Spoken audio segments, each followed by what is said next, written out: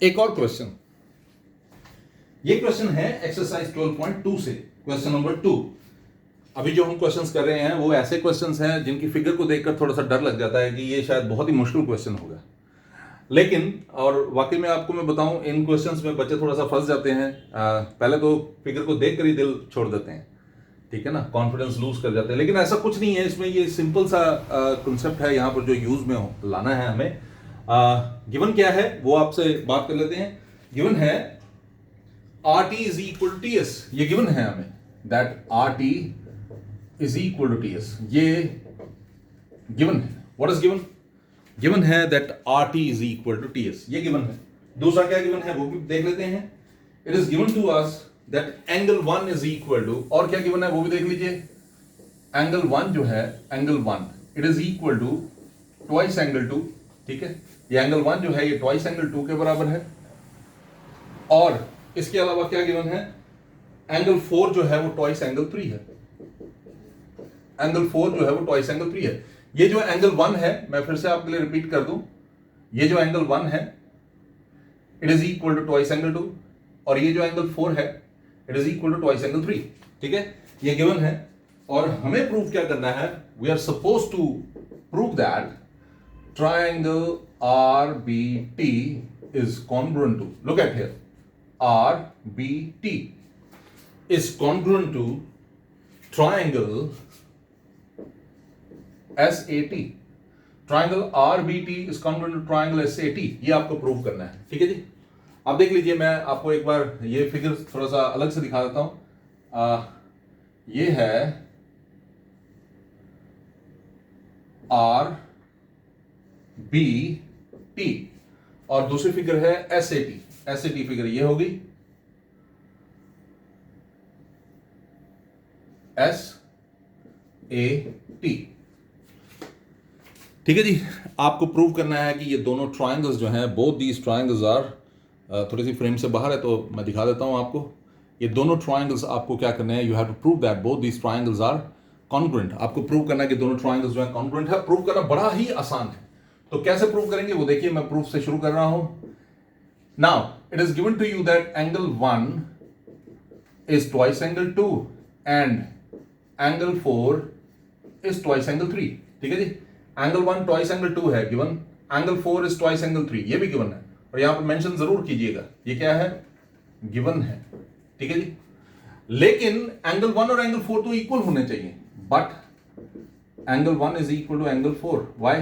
क्या रीजन हो सकता है? वर्टिकली ऑपोजिट एंगल्स, ठीक है जी। ये गिवन जो है मैंने इन दोनों के लिए यूज में लाया है, ओके। और एंगल 1 इज इक्वल एंगल 4, क्यों? वर्टिकली ऑपोजिट एंगल्स, आप देख सकते हैं ये वर्टिकली ऑपोजिट एंगल्स है। थोड़ा सा मैं इसको साफ लिख लेता हूं, ओके।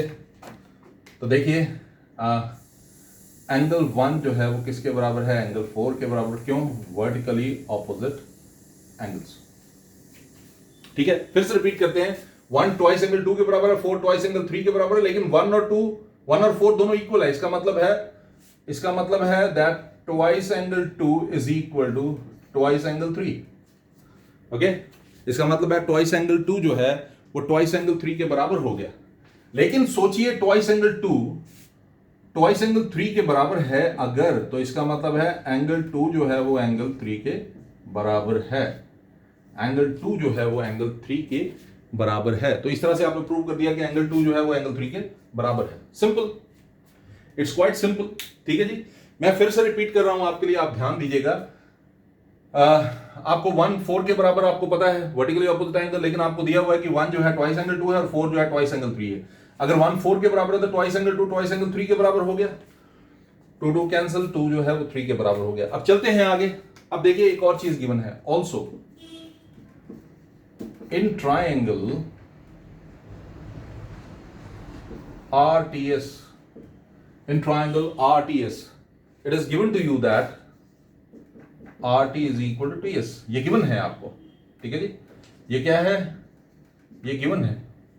ट्राइंगल देखिए, ये ट्राइंगल है RTS, इसमें ये RT जो है वो TS के बराबर है। अगर RT TS के बराबर है तो RT के ऑपोजिट है ये पूरा एंगल S, ठीक है जी। और टीएस के ऑपोजिट है ये पूरा एंगल, क्या नाम है इसका, एंगल आर। ये दोनों इक्वल हो जाएंगे और रीजन आपको पता है, angles opposite to equal sides are equal. ठीक है जी। यहां पर आपने लिखना है angle S is equal to angle R, आपने निकाल दिया, तो अब आपने यहां पर रीजन देना है। रीजन क्या देंगे, angles opposite to equal sides are equal, ये रीजन हो गया। अब जरा देखिए मैं क्या करने जा रहा हूं, इसको मैं नंबर देता हूं 1, इसको नंबर देता हूं 1 और इसको नंबर देता हूं 2। ठीक है जी। सब्ट्रैक्टिंग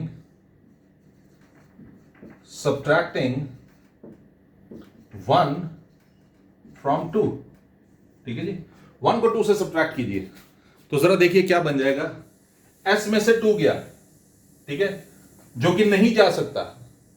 ओके, s में से 2 नहीं जा सकता, तो इसका मतलब है आपको क्या करना पड़ेगा, इस तरफ ये s is equal to r है तो r को इस तरफ करेंगे और s को उस तरफ कर देंगे। ठीक है, तो इसके लिए आपको एक लाइन जो है वो ऐड करनी पड़ेगी। देखिए क्या करेंगे, इसको लिखेंगे और angle r is equal to angle s, तो यहां से आप 2 हटा दीजिए और 2 जो है यहां पर लगा दीजिए, ये है 2। ठीक है जी। अब शुरू करते हैं। अब क्या करेंगे, देखिए मैं इसको इरेज कर रहा हूं। ओके, देखिए मैं क्या करने जा रहा हूं, सब्ट्रैक्ट 1 फ्रॉम 2, यानी कि r में से एंगल 2 सब्ट्रैक्ट करेंगे, s में से एंगल 3 को सब्ट्रैक्ट करेंगे। जरा नोटिस कीजिए, r में से अगर 2 गया तो मेरे ख्याल में ये वाला एंगल बनेगा, ये पूरा एंगल है ना, सिर्फ ये वाला एंगल। ओके, और अगर s में से 3 गया तो मेरे ख्याल में ये वाला एंगल बनेगा, सिर्फ ये वाला। ओके, ठीक है जी। तो चलते हैं, एंगल r माइनस एंगल 2, ये इसका नाम क्या है, आप कोई भी नाम दे दीजिए। जैसे इन्होंने आर बी टी लिया हुआ है तो आर बी टी लिया हुआ है तो टी आर बी लिख लीजिए। Angle T R B is equal to, लिखा ना आपने, T R B is equal to T S A. Okay, ये आप लिख सकते हैं इसको। ओके, तो angle T R B is equal to T S A आपने कर दिया। आई एम श्योर कि आपको ये कंसेप्ट जो है वो समझ आ रहा होगा, सिंपल है, कुछ भी मुश्किल नहीं है। ठीक है जी। मैं फिर से रिपीट कर देता हूं आपके लिए, डायग्राम थोड़ी सी कॉम्प्लिकेटेड लग रही होगी, थोड़ी मुश्किल लग रही होगी, लेकिन मैंने जैसा आपको बताया, हर वो चीज जो मुश्किल लगती है वो मुश्किल होती नहीं है, हम अक्सर पहले ही हिम्मत हार देते हैं। तो आप देखिए ध्यान से, इसमें कुछ भी मुश्किल नहीं है। आपको 1 4 के बराबर दिया हुआ है, तो 1 अगर 4 के बराबर, सॉरी हमें पता है होगा क्योंकि वर्टिकली ऑपोजिट एंगल है, लेकिन आपको गिवन है कि 1 ट्वाइस 2 है और 4 ट्वाइस 3 है। इसका मतलब ट्वाइस 2 ट्वाइस 3 हो गया, यानी कि 2 जो है वो 3 के बराबर हो गया। अब देखिए 1 4 के बराबर था, इसलिए आप यहां से निकाल पाए कि 2 जो है वो 3 के बराबर है, क्योंकि 1 4 के बराबर और 1 ट्वाइस 2 के बराबर है, 4 ट्वाइस 3 के बराबर है, 2 2 cancel, angle 2 is equal to angle 3। अब ट्राइंगल आरटीएस में, पूरे ट्राइंगल में आपको गिवन है कि आर टी जो है वो टी एस के बराबर है, तो आर टी के ऑपोजिट एंगल पूरा है एस और टी एस के ऑपोजिट पूरा है एंगल आर, वो दोनों इक्वल हो जाएंगे। ठीक है, इसको हमने उल्टा करके लिखा, R is equal S, S is equal to R निकाल दिया ना आपने, क्यों, angles opposite to equal sides are equal. इसको आप ऐसे लिख सकते हैं, R is equal to S, उसमें भी कोई फर्क नहीं पड़ेगा। अब आपने क्या करना है, इस सेकंड में से फर्स्ट को माइनस करना है, angle R minus angle 2, it is angle T R B, जो मैंने ये शेड किया ये वाला एंगल। ओके, और यहां पर ये वाला एंगल। ठीक है जी, चलते हैं थोड़ा सा और आगे। अब नोटिस कीजिएगा जरा, अब मैं क्या करने जा रहा हूं, मैं ट्राइंगल लूंगा, कौन सा, इन triangle R B T and triangle S A T, जिसको हमें प्रूव करना था, हम वही ट्राइंगल जो है अब ले रहे हैं। ठीक है जी, ट्राइंगल ले लिया R B T and triangle S A T, क्या क्या होगा वो देखिएगा।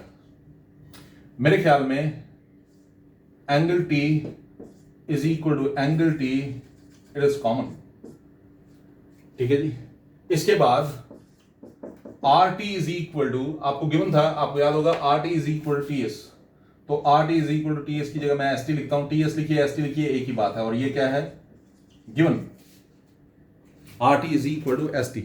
मैं फिर से रिपीट कर देता हूं, ये ट्राइंगल था आर बी टी और ट्राइंगल था एस ए टी, इनमें एंगल टी दोनों में है, तो एंगल टी को हमने कॉमन ले लिया।